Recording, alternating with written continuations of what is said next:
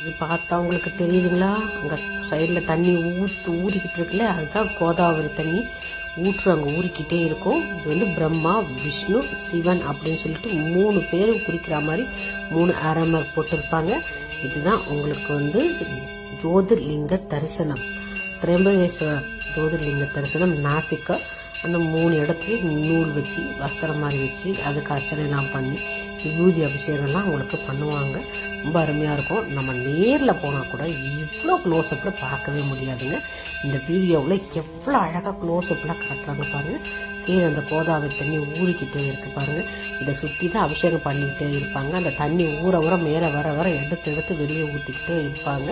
இது வெளியில் நல்லா அலங்காரம் பண்ணிட்டு உள்ளுக்குள்ளேயும் எப்போ பார்த்தாலும் அபிஷேகம் நடந்துக்கிட்டே தான் இருக்கும். காசியில் இருக்கிற மாதிரி காசிக்கு அபிஷேகம் பண்ணுறாங்க, இங்கே அபிஷேகம் பண்ணுற மாதிரி இங்கே வந்து இந்த ஜோதிர்லிங்கத்துக்கு அபிஷேகம் பண்ணிக்கிட்டே இருப்பாங்க. சந்தனம், மஞ்சள், பால் எல்லாம் பண்ணிட்டு தண்ணியை வந்து இறச்சி கடத்துந்து ஊற்றுற மாதிரி ஊற்றிக்கிட்டே இருப்பாங்க. இந்த கோதாவரி தண்ணியை இங்கே பாருங்கள், மேலே டாப்லேருந்து இந்த வியூ காட்டுறது அலங்காரம்லாம் பண்ணி முடிச்சதுக்கப்புறம் இப்படி இருக்கும்.